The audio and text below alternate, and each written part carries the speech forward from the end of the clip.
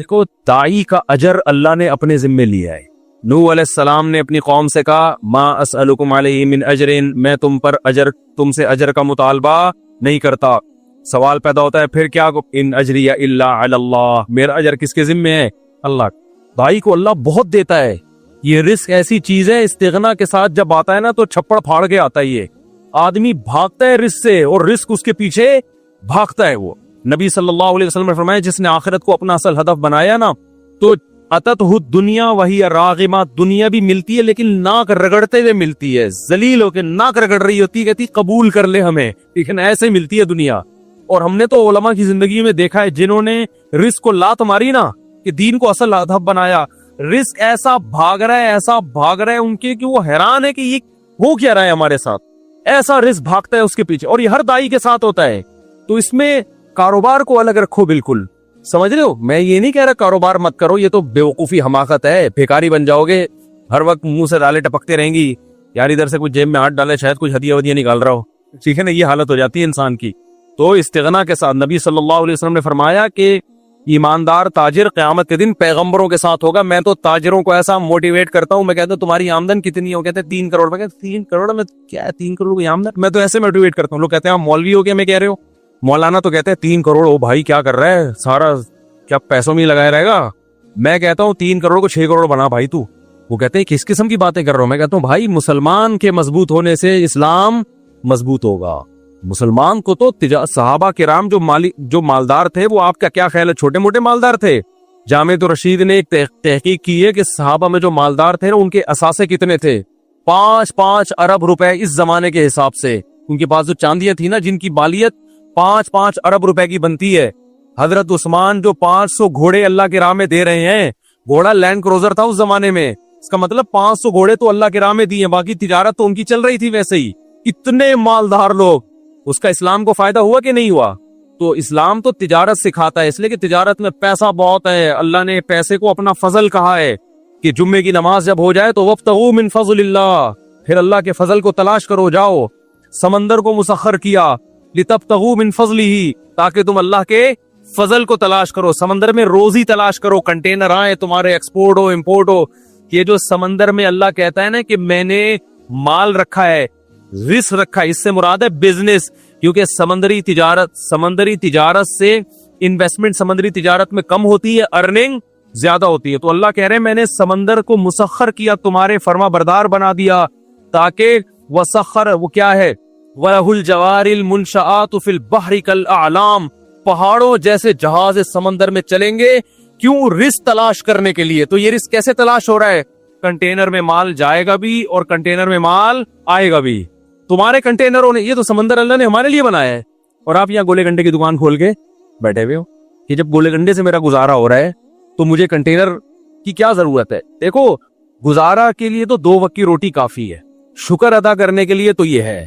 جس کو 2 وقت کی روٹی بھی مل رہی ہے، ناشکری اس کے لیے جائز نہیں ہے. جب بھی وہ ملے بولے بھائی اللہ کا دیا میرے پاس بہت کچھ ہے، لیکن کمائے قوم کے لیے، مذہب کے لیے، اسلام کے لیے، اللہ کے لیے، کہ اوپر والا ہاتھ نیچے والے ہاتھ سے بہتر ہوتا ہے. جب آپ کے پاس دولت آئے گی جائز طریقے سے، حلال طریقے سے آپ خرچ کرنے والے بنو گے، سر اٹھا کے جیو گے. اللہ کو مخلوق کے سامنے غلامی پسند نہیں ہے کہ ابھی اس سے ادھار مانگ رہا ہے، کبھی اس سے ادھار مانگ رہا ہے، پیسے ہی نہیں ہے. ہمارے حضرت فرمایا کرتے تھے نا، ایک مولانا صاحب سے میں نے پوچھا آپ شادی کیوں نہیں کرتے؟ حضرت ان کی نقل اتارتے تھے. حضرت فرماتے آپ اتنے بڑے ہو گئے، آپ شادی نہیں کر رہے، مسئلہ کیا ہے آپ کے ساتھ؟ تو حضرت ان کی نقل اتارتے تھے کہ جب ان سے پوچھا جاتا کہ شادی کیوں نہیں کر رہے، کہتے پیسے ہی نہیں ہے. وہ حضرت کے شاگرد تھے تو کوئی حرج نہیں تھا حضرت کے لیے ان کا مذاق اڑانا.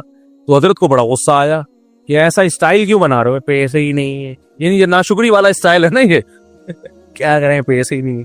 تو حضرت کو بہت غصہ آتا تھا ان کے اوپر، نہیں یہ اسٹائل کیوں ہے؟ اسٹائل یہ ہونا چاہیے بھائی اللہ کا دیا بہت کچھ ہے. سوال میں جب اتنا کچھ ہے تو شادی کیوں نہیں کر رہے؟ بولے بھائی وہ اگلا مہر بہت زیادہ مانگ رہا ہے، آج کل لڑکیوں کے خرچے بہت ہیں، تو اللہ کا دیا تو بہت کچھ ہے، لیکن ان کمبختوں کی ہوس کو لگام کون دے؟ یوں کر لو اللہ پہ نہیں، پیسے ہی نہیں ہے کا مطلب اللہ نے مجھے دیا ہی نہیں ہے. تو بولو پیسہ بہت ہے بھائی، اللہ کا دیا بہت کچھ ہے، حالانکہ کچھ بھی نہ ہو پھر بھی بولو بہت کچھ ہے، اس لیے کہ واقعی بہت کچھ ہے. جہاں آپ کو 2 وقت کی روٹی مل رہی ہے نا، آنکھوں میں بینائی ہے، سننے کی سماعت ہے، بہت کچھ اللہ نے آپ کو دے دیا. اب رونے دھونے کی اجازت نہیں ہے. تو اب آپ کماؤ، زیادہ کماؤ، قوم کے لیے کماؤ، آپ مدرسوں میں خرچ کرو گے، بیوہ عورتوں پہ خرچ کرو گے، یتیموں کی، ایک یتیم کی کفالت، نبی نے کیا فرمایا، جس نے یتیم کی کفالت کی جنت میں میرے ساتھ ایسے ہوگا۔ ذهب اہل الدثور بالاجور، صحابہ نبی کے پاس آئے، یا رسول اللہ مالدار لوگ تو اجر میں بڑھ گئے، جتنی نمازیں ہم پڑھتے ہیں وہ بھی پڑھتے ہیں، لیکن صدقات و خیرات تو وہ ہم سے زیادہ کر رہے ہیں۔ اب غریب آدمی احساس کمتری میں جاتا ہے، تو وہ یہ سوچ کے شکر ادا کرے کہ اللہ نے آپ کو دولت نہ دے کے بہت سے فتنوں سے بچا لیے، کیونکہ دولت آنے کے بعد اجر میں آگے کم بڑھنے لوگ، نیکیوں میں کم بڑھتے ہیں، گناہوں میں بڑھنے والے زیادہ ہیں۔ تو اللہ نے آپ کو اس آزمائش سے بچا لیا، آپ کا حساب بھی ہلکا پھلکا، قیامت پہ اللہ پیسوں کا حساب مانگے گا، آپ بولوگے جیب نکال کے دو گے، اللہ میاں کو پیسے ہی نہیں ہے، کس چیز کا حساب لے رہا ہے؟ اللہ صبح ایک انڈا بمشکل کھا لیا کرتے تھے، وہ بھی بیگم کی صلواتیں سن کے، تو وہ ویسے ہی گناہ اس کے غریب کے معاف ہو چکے ہوں گے، بیگم نے اتنی سنائی ہوگی، اس کا سر گنجا کر دیا ہوگا، کم بات جب دھیلا نہیں ہے تو مجھ سے شادی کیوں کی تھی؟ تو وہ غریب تو ویسے ہی لپٹایا کہاں جائے گا جنت میں؟ تو مالدار کی آزمائش زیادہ ہے، تو جو آزمائش اللہ کی طرف سے ہو وہ تو ٹھیک ہے، اپنی حماقتوں سے جو آزمائش ہوتی ہے پھر وہ صحیح نہیں ہوتی۔ تو آپ اپنی حماقتوں سے اگر غریب بنے ہوئے ہو تو یہ اللہ کی طرف سے آزمائش نہیں ہے، بلکہ کس کی طرف سے ہے؟ یا آپ کی اپنی حماقت ہے۔ تو اپنے طرف سے تو کوشش کرنی چاہیے۔ خیر، بات کو جلدی سے سمیٹ کے ختم کرتا ہوں۔ تو اللہ نے کیا فرمایا کہ تم اکیلے میں غور کرو، تمہارے ساتھی محمد صلی اللہ علیہ وسلم کے دل میں نہ تو لالچ ہے اور نہ ان کو جنون ہے، یہ ان کے برحق ہونے کی علامت ہے۔ قوم سے ٹکر لے رہے ہیں، مارے کھا رہے ہیں، پتھر سر سے خون نکلتا ہے تو جوتوں میں جمع ہو جاتا ہے، رشتہ دار سب الگ ہو گئے، چچا آپ کہہ رہے ہیں کہ مجھ پہ اتنا بوجھ مت ڈالو کہ میں برداشت نہ کر سکوں۔ تو یہ بہت بڑی دلیل ہے آپ صلی اللہ علیہ وسلم کے برحق ہونے کی۔ تو قرآن کہہ رہے ہیں تسألہم اجرن، اے نبی کیا آپ نے ان سے پیسے مانگے ہیں کہ جو مجھ پر ایمان لائے گا تو مجھے زکاتیں لا کے دیا کرے، مجھے ہدیے لا کے دیا کرے، مجھے اتنے پیسے ہر مہینے دیا کرے، اور جس کی وجہ سے یہ بوجھل ہو گئے ہوں؟ ایسا بھی نہیں ہے۔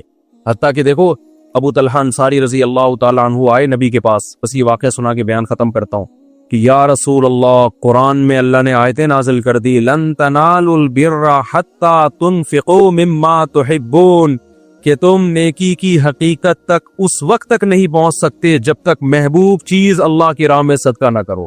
یعنی اگر نیکی تو کم چیز بھی